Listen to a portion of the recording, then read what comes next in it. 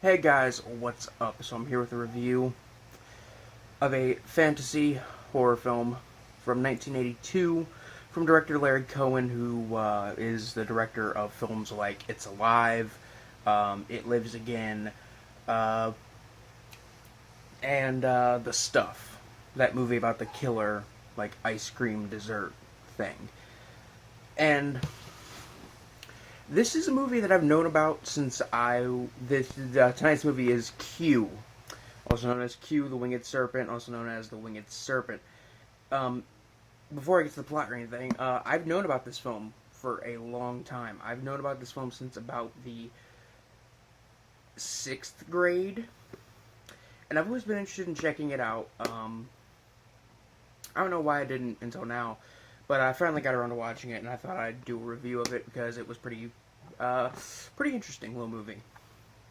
So the movie is about, well, the movie stars David Carradine. For those of you who don't know who he is, he's probably most famous for portraying Bill in the Kill Bill movies, and he's been in a lot of other movies. He's been in about over 200 movies, but it stars him as a detective who's investigating a series of murders that are uh, investigating like a series of murders where people end up like missing their like completely skinned alive, or they end up with their hearts taken out with complete surgical precision. And all of this seems like they're ritualistic sacrifices to an Aztec god. The Aztec god is, I'm just gonna go ahead and try and guess because I did look up how it's pronounced, but I'm completely blanking on it now. So Quetzalcoatl, Quetzalcoatl, I think, or queso dip. I don't fucking know anymore. I just I don't even fucking know. But they refer to, well, the title refers to this goddess, the Aztec goddess of wisdom, as Q, and Q appears as this giant winged serpent who is terrorizing the city. So as well as there being a murderer on the loose who's killing people in order to help give the goddess more power, the goddess herself, in the form of a giant flying snake lizard thing. I wouldn't say it's a dragon, but according to just about everything, it's a flying serpent. So I'm just gonna use that. But she's terrorizing the city, killing people, as well as there's a killer out there killing people, and these two may or may not be connected. Uh, I guess I should start with the acting in this film. The acting is pretty good all around. The two main leads, David Carradine, who plays the cop, and the other guy, I can't remember his name, but he's really, uh, like he was one of the big reasons that this film was moderately successful, because he's a damn good actor and he does put on a good performance in this film. But he plays like a kind of small time member of the mob or whatever, and he ends up connected with this this goddess of wisdom, and stuff happens with that as well. And when he's trying to when the mob forces him to pull a job and steal some jewelries and stuff, but steal some jewelry from a jewelry store. But everybody turns in a pretty good performance. Nobody really turns in anything that's that bad. The writing here is okay. I mean, I'm pretty sure it's all written by Larry Cohen. I hope, I hope I'm remembering the right Larry Cohen, or the right person with Cohen as the last name, because I know there's another horror director out there.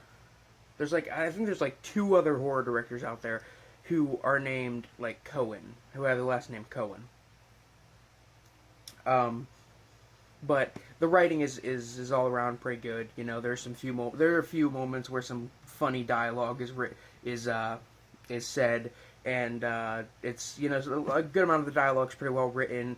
The characters are well written for the most part. They're not super fleshed out, but they're interesting enough to spend about 90 minutes with. The camera work and lighting is very, very solid. The music's pretty good. The sound mix is solid. The pacing is pretty good. I mean, seriously, within the first few minutes before the credits even start to roll. Actually, I think this might. I forget if it's before or after the credits roll, but within the first few minutes of the movie, somebody has already gotten their head bitten off by this monster. So, yeah, it starts off like right away, and then not even a minute later, you see someone who's been skinned and left for dead. You know.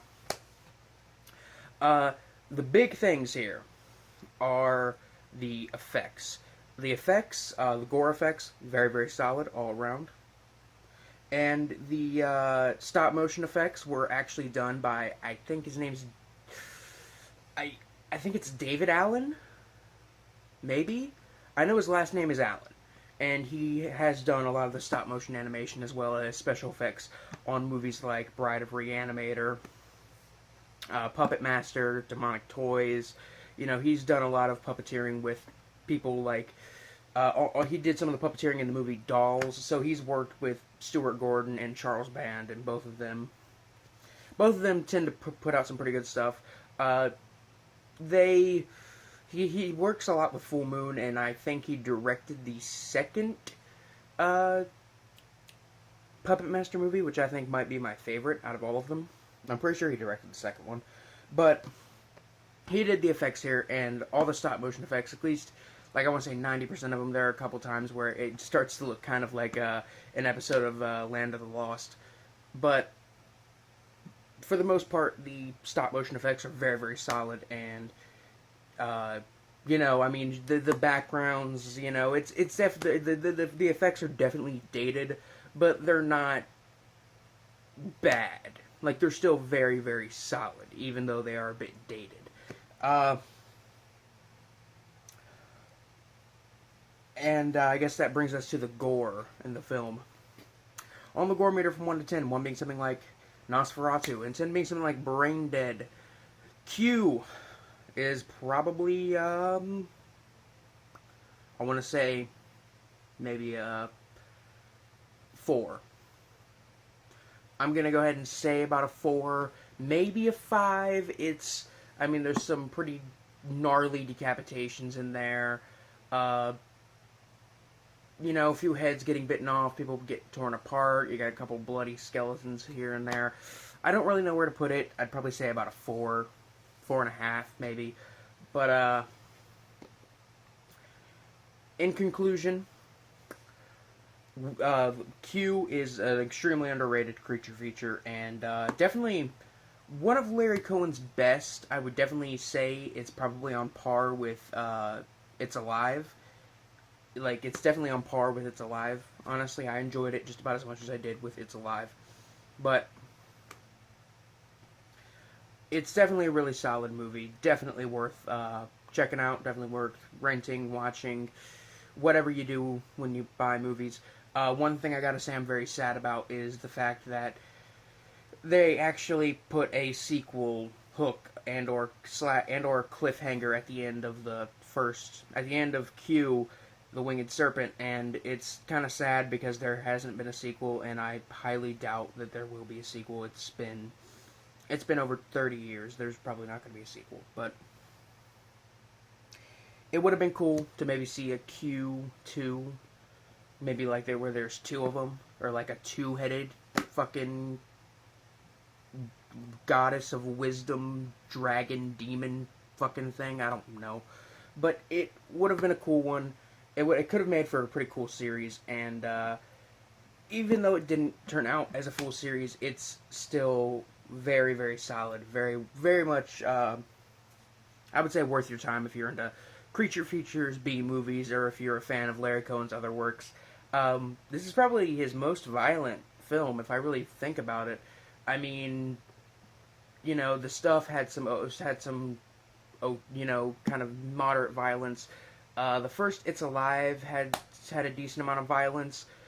I forget about the second one, but I do remember. Oh, not that I do remember, but this is probably his most violent film. But don't think that I'm saying it's extremely violent, because by my standards, it's pretty tame overall. But they do kind of spread out the gore and violence and creature aspects of the film with the plot very, very well. I don't know what else to say. I'd just go ahead and say I'd say check it out if you're a fan of creature features. Check it out in general if you're looking for a like overlooked, underrated little piece of horror cinema. I'd probably have to give this one a 3.5 out of 5, maybe a 4 out of 5. Very, very solid all around. I thoroughly enjoyed it. And I don't think this would make my list of like all-time favorite creature features, but I would say maybe it would make like the top 20, maybe top 25. I don't really know. Maybe I gotta really think about that. That might be a good top 10 list to do. I might do that sometime. But anyway, guys, that's it for now. I'm signing off. Peace.